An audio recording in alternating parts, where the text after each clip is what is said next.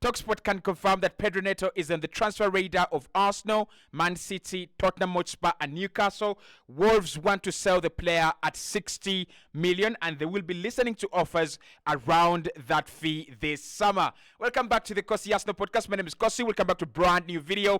This is your latest Arsenal news and transfer news. Going to be diving into the latest around Arsenal. Pedro Neto is a name that has been discussed around City, around Newcastle and around Arsenal today, coming in from very credible sources at Talksport and also Alex Crook. We'll talk about Riccardo Calafiori, one of the players that are really lighting up the Euros with Italy. He's wanted by Arsenal as one of the left-sided options at centre-back, but also at left-back as well. We'll talk about Calafiori in a minute. Chelsea have dropped out of the Nico Williams deal that has been confirmed by Fabrizio Romano, so Arsenal can run with Liverpool and FC Barcelona. Can we beat that competition? Remains to be seen. And also, according to Florian Pletted back in Germany, Arsenal are still trying to get Sahu Girassi. If that story can die, I'm 100% okay with my day. How has your day been? Let me know in the comment box below where you're watching from. And of course, to all the people in Kenya, we stand by you and we say, everything will be all right. Now, let's get into the content. Let's start off with this big story on Pedro Neto. So yesterday, it was revealed by The Athletic that Wolverhampton Wanderers will be looking to sell Pedro Neto, and they're holding out for a fee higher than that of Matthias Nunes' transfer to Man City. So Man City, I think, paid around 53 million for Matthias Nunes. Wolves think that if they're going to sell Pedro Neto this summer, and they will sell him, they're going to get a higher fee for Pedro Neto. The problem is that the player has suffered 2 separate hamstring injuries in the last season, and that is a point of concern and a point of worry to clubs that are interested. Alex Crook with Talksport have also released this story today, and they're saying that Pedro Neto is in the radar of not only Arsenal, but Man City, Tottenham, Newcastle. Wolves expect him to leave this summer and are willing to listen to offers around 60 million pounds. Wow. So the question for the comments, one question for the comments. Would you take him with his injury record at Arsenal for 60 million pounds? Would you take him at Arsenal with his injury record for 60 million pounds? Now, Pedro Neto is no secret, with his talent. He's one of the best wingers in the Premier League on his day. If he could stay fit, he's one of the players you want to watch every single day playing football on the pitch in the Premier League. My problem with Neto is, when does he play? And I think that is a fair question. I mean, many people say, his injury record is over-exaggerated. I don't think we over-exaggerate it. I think he's a very injury-prone player. And one thing we have seen with Arsenal under Mikel Arteta is we do suffer some injuries. We do suffer a couple of injuries. And you wouldn't want to add a player like, Neto to the ranks at the moment. Why?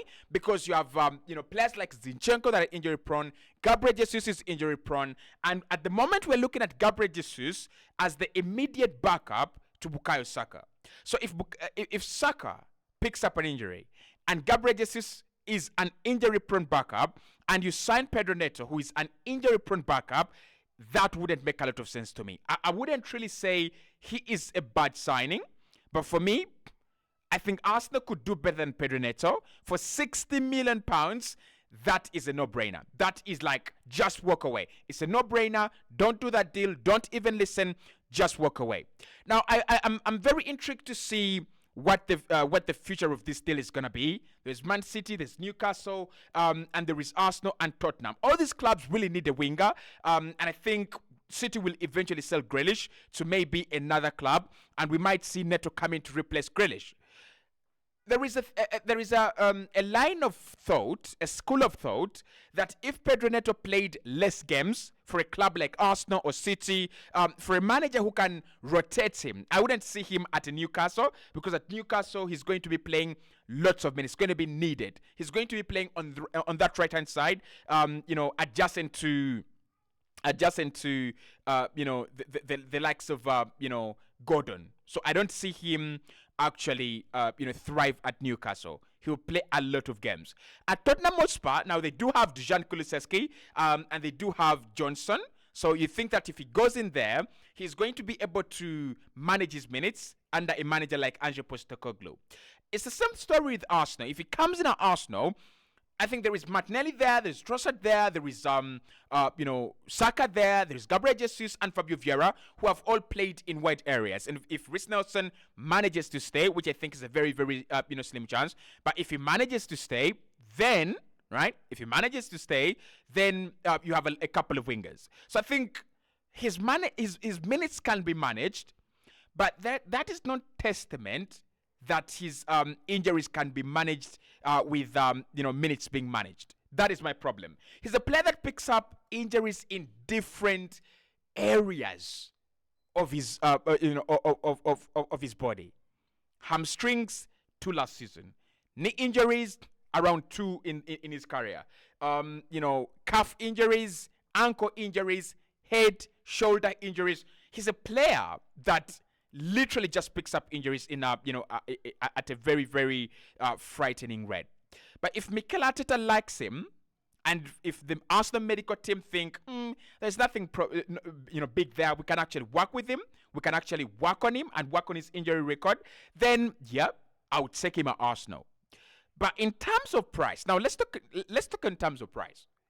I would not take him for more than 20 million. I would not take him for more than 20 million. I remember having this conversation with Glenn, and I told him that I wouldn't take Pedro Neto for free. Because for me, what is the point of having an injury-prone player to come in to, in a squad that might lose Gabriel Jesus, who is as injury-prone almost now as Pedro Neto. And of course, with Gabriel Jesus' injury record, we know that it is much better than Pedro Neto's. And we know that if he overcomes that knee injury he picked up at the World Cup, where games were really coming in thick and fast, if he overcomes that injury, Gabriel Jesus is an injury-free player. Pedro Neto, we cannot say the same about him. So, for me, 20 million maximum. If Arsenal really are desperate and they think he is the one, 35 million. That is, if Arsenal are locked in and they're saying he is the winger Mikel wants, he is the player that we have scouted and we think he is the one. 35 million at best. Otherwise, for me, it's a deal that Arsenal would be better staying away from rather than running towards its direction. That is my opinion on the Pedro Neto deal. Let's move on to Sahu Girassi. Again, today, I don't know, when I came back to YouTube and Twitter, my headlines were really not the ones I wanted to see, right? So, according to Florian Plattenberg and also Patrick Berger, reporting for Sky Sports, they're saying that Arsenal are still in the race to sign Sahu Girassi. They have not gone away. Borussia Dortmund still believe they're in pole position, but Dortmund fear that Arsenal are the strongest opposition and that the player might choose Arsenal over Borussia Dortmund. Please, Sahu Girassi, I'm going to give you your flowers. You've had a very good season. Don't choose Arsenal. Please. Just choose Dortmund. I love Dortmund. I will buy a Dortmund jersey this summer, I promise.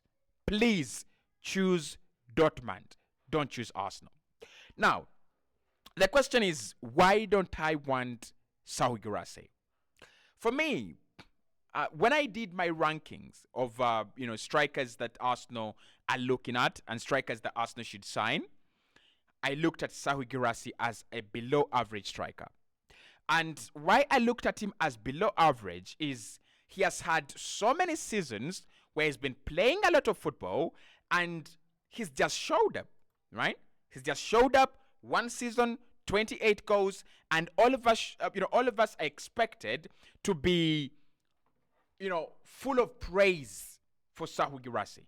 All of us expected to blindly, buy into this, theory. He is such a quality player. He scored 28 goals last season for Frankfurt. First and foremost, it is in the Bundesliga. Secondly, it is Frankfurt. Thirdly, don't get him at 28 because of one good season. Please. Arsenal setting, Edin Nketiah's price at 50 million. That is the same thing as, us being interested in Serhou Guirassy. None of those two are going to happen. I can tell you right now, Arsenal are not going to sign Serhou Guirassy. On a scale of 1 to 10, that deal is at 1 out of 10. It will not happen. I don't see it go through. But even if it did go through, now, well, you understand the context under which Arsenal wants him. A backup to Kai Havertz, a player who's not going to ask for a lot of minutes, right? A player who's happy to be there for Arsenal for 2 seasons, just sitting on the bench and then, eventually moving on. What's the point? Does it really make us better? I don't think so. I don't think he makes us better. I don't think that if Arsenal bring him in, he scores the goal that beats Man City or beats Tottenham and Arsenal win the league. I think Arsenal are better off the way we are right now than introducing Serhou Guirassy. And for me, this summer should be about Arsenal letting go of players that are holding us back and introducing players that could replace them and take us to a next level. So when I think about a player like Benjamin Šeško, I'm like, don't sign him. When I think about a player like Viktor Gyökeres, I'm like, that is the signing. If I get rid of Edin Nketiah and I bring in Viktor Gyökeres, tell me there is no improvement there. I'm getting rid of a 50-goal striker for 5 years. He scores 50 goals every 5 years. And I'm bringing in a 50-goal striker every season. So, is there an improvement or not? Serhou Guirassy is not an improvement to the options we have in this Arsenal team. Regardless of what people want to say, he is not an upgrade. He is not an improvement to what we have at the moment. Right? So the first 2 stories, Serhou Guirassy and Pedro Neto, put them in the bin. I don't want to see those deals happen. Now, Chelsea have officially dropped out of the race to sign Nico Williams. Fabrizio Romano has confirmed that the price and the package is deemed too expensive for Chelsea. And so they've decided to drop out. They're now looking at other targets. Thank you so much, Chelsea. I think they will go in for Bakayoko, right? I think they'll go in for Bakayoko because Bakayoko is around 40 to 50 million euros. They might actually go and do that deal. We'll talk about Bakayoko in the next episode of the podcast. But when you talk about Chelsea dropping out of this Nico Williams deal, you've got to understand that even Arsenal could. The reason that's why Chelsea are running away from this deal is the package. And I said yesterday that if Arsenal are serious about Nico Williams, there should be nothing to be worried about this deal. Go and get 58 million euros and pay it to Atletico Bilbao. Trigger that release clause. Give the player 230,000 a week. It's done. For me, Williams is a top talent, and if he was going to cost around 40 or 60 million, 40 to 60 million euros, and that money could be paid within installments, and he was going to be earning around 150,000, Chelsea will be all over this deal. But I think Chelsea have realized that they have put themselves in such a precarious situation. They're between a hard place and a rock financially. They cannot just go and do these crazy deals that they did under Todd Boehly and under Roman Abramovich. Because when Todd Boehly had just come in, he was just spending money like a YouTuber was got their paycheck. The paycheck looks like the paycheck has had now sanctions, right? So Chelsea walking away from this deal for me doesn't change a lot. I'm not going to lie, it doesn't really change a lot. Arsenal should still be able to afford this deal come July, because if we paid 100 million for Deckers, gave him decent wages, Nico Williams could be the same. And Nico Williams is a direct successor of Leandro Trossard and a direct competition to Saka and Gabriel Martinelli. Give him the money and let him come to Arsenal and let's enjoy the party. So Chelsea out of the way, that eases our route to sign him. But of course, I think by Chelsea walking away from this deal, Barcelona are also now closer to walking away, because if Chelsea can afford it, Barca, you cannot afford it. I beg you, don't waste our time. I think it will be Liverpool that will give Arsenal a lot of headache on this one. But again, I won't be surprised to see ourselves beating Liverpool to that deal. Yeah. Now let's talk about a gem. Ricardo Calafiore has been linked with Arsenal. Ricardo Calafiore has had a fantastic season at Bologna, but most importantly, he has had a wonderful Euros tournament with Italy. He's the player that assisted the goal that crushed Croatia out of the out of the Euros this summer by having a fantastic run and setting up Zaccagni, who finished in style.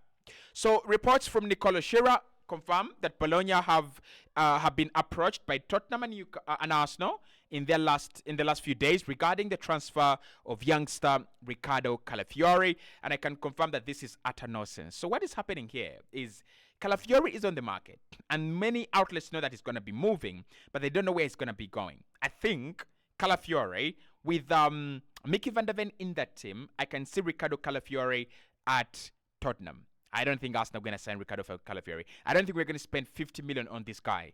No way I see that happening. But like I said, I could see a McGahey deal happen, but not a Ricardo Calafiore deal. I come in peace. See you soon.